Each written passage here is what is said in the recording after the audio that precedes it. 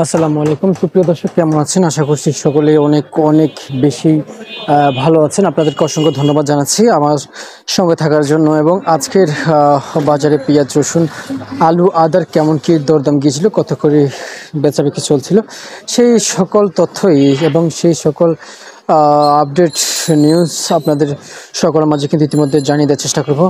আপনারা সঙ্গে থাকবেন এবং চলতি সপ্তাহে কেমন কি দরদাম গেছে সেটা কিন্তু আজকের এই রিপোর্ট থেকে জানিয়ে দেবো দর্শক বন্ধুরা। এবং আমাদের সঙ্গে থাকলে অবশ্যই আপনারা নিত্য প্রয়োজনীয় যে সকল বাজার তালিকা গিয়েছে সেগুলো কিন্তু আপনারা সকলে কিন্তু জানতে পারবেন আমাদের কাছ থেকে এবং সঙ্গে থাকবেন। আজকের বাজারে কিন্তু আমরা কিন্তু ছোট্ট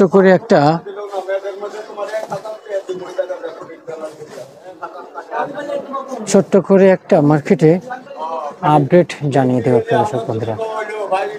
দর্শক, আজকের বাজারে আপনারা কিন্তু আমার পিছনে যে পেঁয়াজগুলো দেখতে পাচ্ছেন এগুলো দরদাম কেমন গিয়েছিল, কত করে বিক্রি চলছিল, এক এক দিন এক একভাবে এক এক ভাজ অনুযায়ী এবং এক এক কোয়ালিটি অনুযায়ী মার্কেটে কিন্তু পেঁয়াজ হলো বেচা বিক্রি হয়।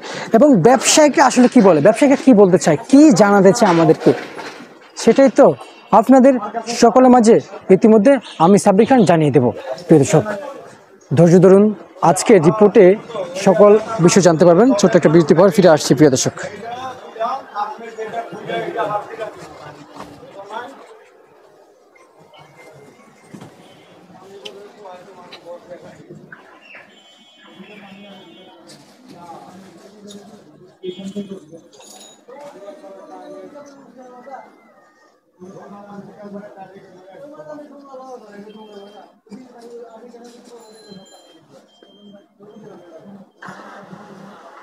আসসালামু আলাইকুম। এই যে এলসিপি